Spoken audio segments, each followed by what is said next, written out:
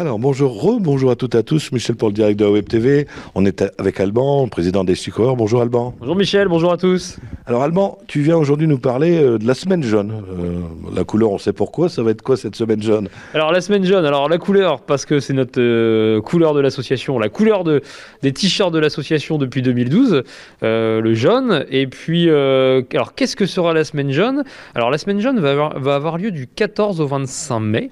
Elle sera étendue sur 2 week-ends et elle va reprendre le principe de la repas run à la maison de l'année dernière, le repas run at home, où on avait fait une collecte de fonds via la plateforme Hello Asso et de pouvoir participer indirectement à la repas run à sa manière, en faisant du sport, du kitesurf, du yoga, de la course à pied, du canicross, enfin tout ce qui était possible et inimaginable en jaune.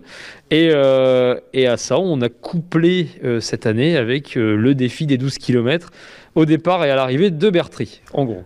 Une course qui va se dérouler alors en ville, à la campagne. Enfin, Béatrice, c'est la campagne, mais À la campagne, à la campagne. Alors en fait, la course va se dérouler au départ et à l'arrivée de l'espace de la gare de Bertry. Alors pourquoi l'espace de la gare? C'est le lieu de passage du Repas Run tous les ans où on fait un changement d'équipe, où les Hollandais sont là pour mettre la fête, etc. Donc symboliquement, on ne voyait pas ailleurs que là. Et puis ensuite, la course va se faire à plus de 80% dans les chemins de terre et pistes cyclables autour de Bertry.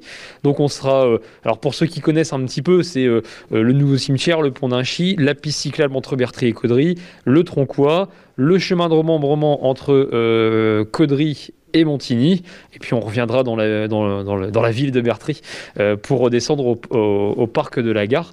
12 km, on l'a encore fait ce matin, on a mesuré de manière officielle, il y a 12 km 100. On essaiera d'enlever les 100 mètres quelque part.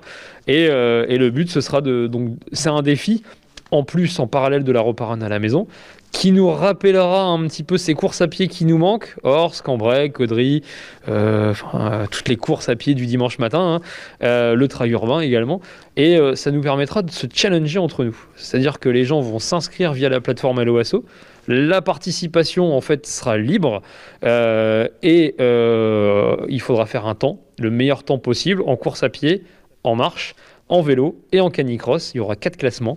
Et les gens nous enverront leur classement et il y aura un classement journalier en fonction des retours des gens, donc un screenshot de l'application, de la montre, enfin voilà, et puis on établira un classement et à la fin on mettra à jour le classement tous les jours pour reprendre un peu ce système de challenge entre les gens, ce qui nous manque.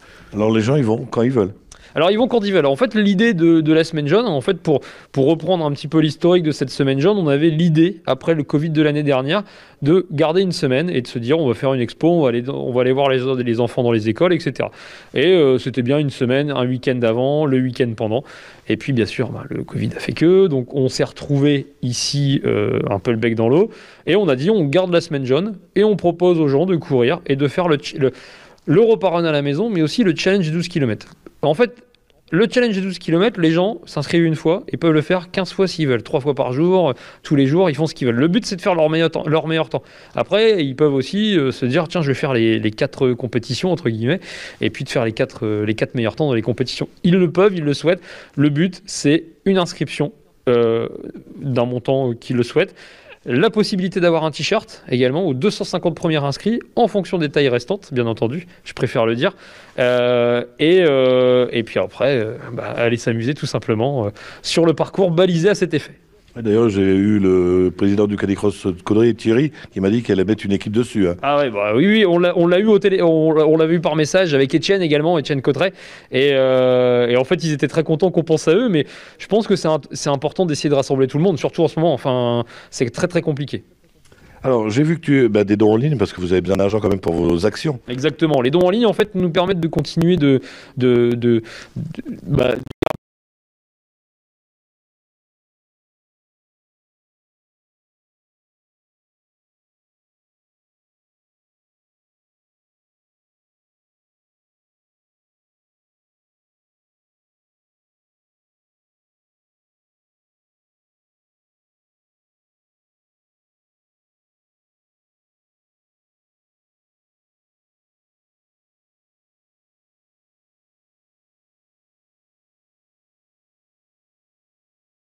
choses importantes auprès de ces personnes. Et là, aujourd'hui, c'est vrai que voilà, on a eu un petit trou là, de quelques mois depuis. La dernière fois, c'était les jacinthes de Noël. On a fait le jus de pomme. Et puis là, on arrive et on a loupé le trail urbain. Ce week-end, c'était les Playmobil. Et puis maintenant, on va essayer de faire la semaine jaune comme il se doit.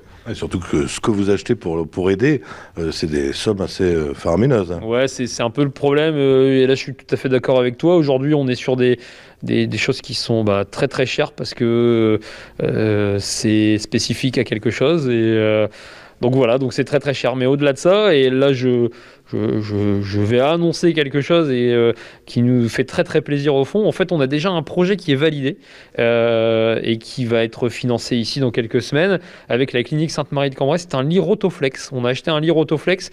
Alors un lit Rotoflex, en fait, c'est un lit d'hôpital, mais qui te permet en fait à la personne qui est un peu fatiguée par rapport au traitement de s'asseoir comme un fauteuil et le lit va l'incliner, l'allonger. Et pour la relever, c'est exactement la même chose. Donc ça empêche d'aller puiser les réserves sur les sangles abdominales, les muscles, etc. Et donc ça coûte 7 000 €. Voilà, encore un exemple. Et là où on est très très content, c'est qu'on a pu travailler avec un partenaire, c'est-à-dire qu'en fait c'est le projet soutenu par les Ch'tis Coureurs pour la clinique Sainte-Marie, et on a acheté le lit au comptoir médical de Caudry, qui est un de nos partenaires. Voilà, des liens encore qui se font et on est très très content de ça. Mais oui, comme tu dis, après au-delà de ça, c'est des coûts faramineux quand même. Alors, il y a les dons, il y a les boîtes aussi, les boîtes à dons voilà. que vous allez mettre. Exactement, à partir de la semaine prochaine, vous allez voir alors il y a une vingtaine de boîtes à dons qui vont fleurir un petit peu partout. Alors on en a déjà une qui est au cabinet de kiné de Marais, que j'embrasse. Et puis on a le pressing de Caudry devant Leclerc. Et puis on aura des pharmacies, des pharmaciens, des boulangeries, des gens, là où il y a des gens. En fait, aujourd'hui, c'est très très compliqué. On voulait faire des choses, mais les restaurateurs ne sont pas réouverts, donc c'est interdit de le faire pour laisser la place à ces personnes-là, etc. Et aujourd'hui, voilà, l'urne à dons nous permettra de peut-être de vider des poches ou de mettre des centimes. Et tous ces centimes nous permettront peut-être de faire les petits ruisseaux feront des grandes rivières, on l'espère. Et on en avait parlé la dernière fois, vous aviez aussi lancé le dossier pour défiscaliser. Exactement. Est-ce que c'est fait ou c'est en cours ? Alors en fait, c'est 6 mois d'attente. Donc aujourd'hui, on a eu la lettre comme quoi le dossier était en cours d'instruction. Donc première étape de franchie. Voilà, il a été accepté en cours d'instruction, donc on attend le retour. Officiellement, on le saura le 5 septembre. Le 5 septembre, pas de réponse, c'est qu'on est utilité publique. Donc ce sera pour les dons de fin d'année ou de l'année prochaine. Exactement. Et j'ai vu également que vous allez construire un pont. Ouais, exactement. Alors, on va construire un pont. On va peut-être pas trop en parler parce que. Alors, non, il n'y a pas de souci. Non. En fait, quand je dis on va pas trop en parler, c'est aussi un peu une surprise. En fait, aujourd'hui, alors, on va dire que notre leitmotiv, en fait, c'est on peut pas faire la Roparun, on peut pas aller à Rotterdam, mais Rotterdam viendra à nous. Et ce pont, comme par magie, sera à nos côtés, écoutez, le week-end de la Pentecôte. Donc je pense, et on est en train de finaliser tout ça, ce sera sûrement le samedi 22 et le dimanche 23 qui sera dévoilé à tout le monde. Faire des selfies. Voilà, exactement. Et puis en fait, nous, ça va nous mettre aussi en lumière par rapport à la Fondation Roparun, qui, nous, on a été créé pour faire cette Roparun, Paris Rotterdam en course à pied, et cette fondation qui est aussi généreuse dans les dons. Donc voilà, donc c'est quelque chose de supplémentaire. Il faut savoir qu'en fait, et là je rebondis, c'est pas c'est quelque chose qui nous sera très utile par la suite parce que c'est quelque chose qui va être réutilisable. Je remercie Jean-Claude, qui est un menuisier à la retraite, qui est notre roi de la bûche, qui nous l'a créé avec Louis, avec Daniel, avec Christian, avec Claude. Enfin voilà, j'en oublie peut-être, excusez-moi Franck.